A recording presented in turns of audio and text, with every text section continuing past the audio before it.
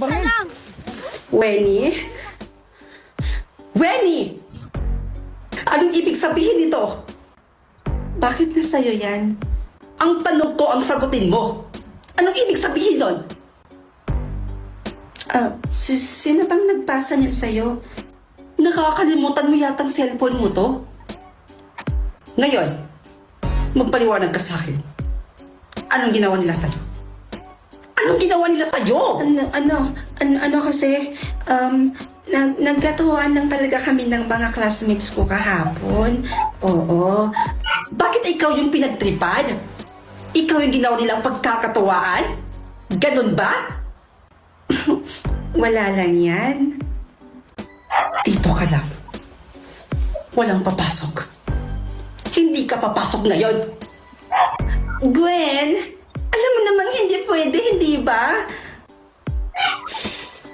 Wenny, pwede ba? Pag sinabi kong hindi, hindi ka lalabas ng bahay ngayon. Naiintindihan mo ba? Dito ka lang. Gwen! Ano bang gagawin mo?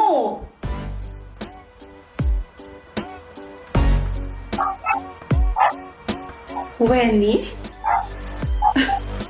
Pumasok ka?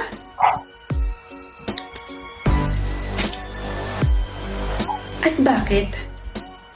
Dapat ba hindi na ako pumasok?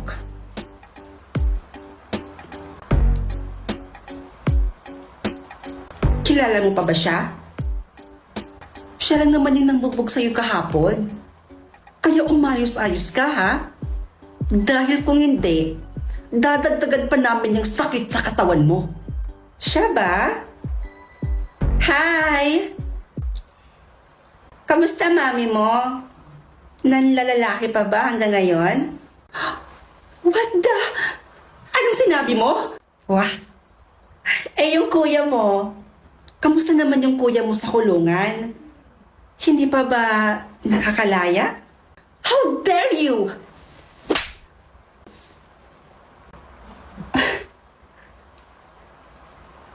Base sa pag-iimbestiga ko, hindi ba pamilya kayo ng puno ng kaso? How dare you again?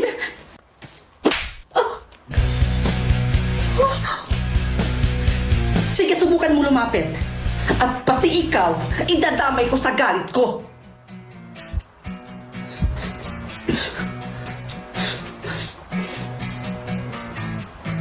Wenny?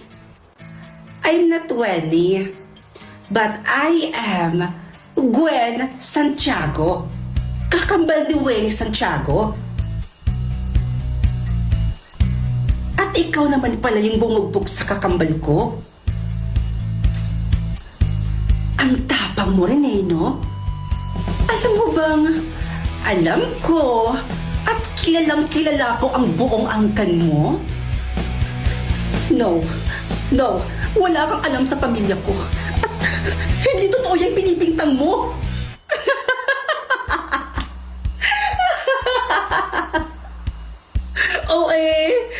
Kung ganon, bakit ka umiiyak?